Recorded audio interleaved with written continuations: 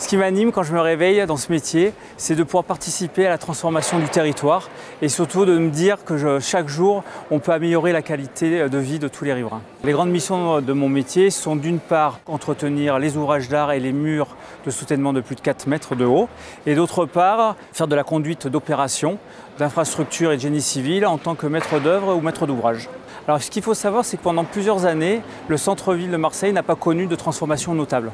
Et la métropole avait décidé de redynamiser le centre-ville en refaisant une grande requalification. Pour ce faire, il a fallu d'une part pouvoir apaiser ce centre-ville et le but était de créer aussi de grands espaces piétons où les riverains, touristes et autres pouvaient déambuler sereinement. C'est pour ça qu'on a créé de nouveaux espaces piétonniers avec des mises en place de bornes de sécurité. Au niveau de l'aménagement, il faut savoir que l'ensemble de ces espaces piétonniers ont été repris de A à Z.